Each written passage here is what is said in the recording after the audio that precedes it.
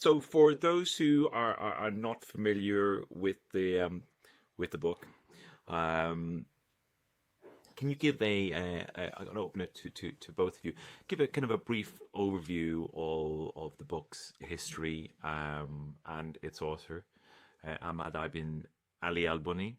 Now, I'm constantly criticized for my Arabic pronunciation, so I'm very confident with both of you on the call that finally something will be pronounced correctly on this show. So I'm going to hand it over to you guys to talk through. Sure.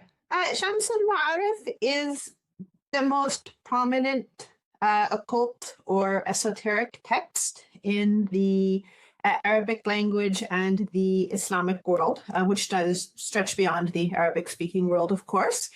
There are, of course, many other texts and many other manuscripts. Many are printed, but many are not printed. They're still available in handwritten copies.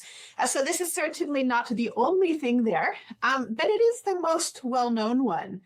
And it acts as several different things. I'm going to approach it in three ways here.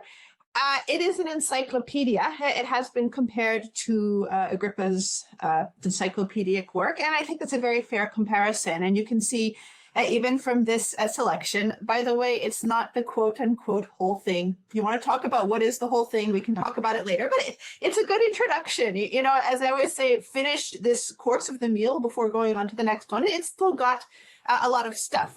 You know, for example, you can see it's got talismans, it's got jinn summoning, it has some of the history or stories behind the names of the stars and so forth. So it's got stuff on different things.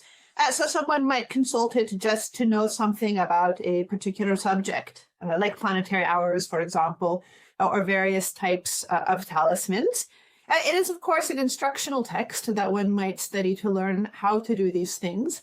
But I've also come to appreciate that it is also an initiatory text or a sort of induction into the metaphysical current of the tradition, if you will. Of course, this is typically done with a teacher, but nonetheless, it does link you into this particular practice and this genre, if you will, of spiritual work, occult work, esoteric work, whatever you wish to call it. Especially if one is focusing on it a lot and with full respect.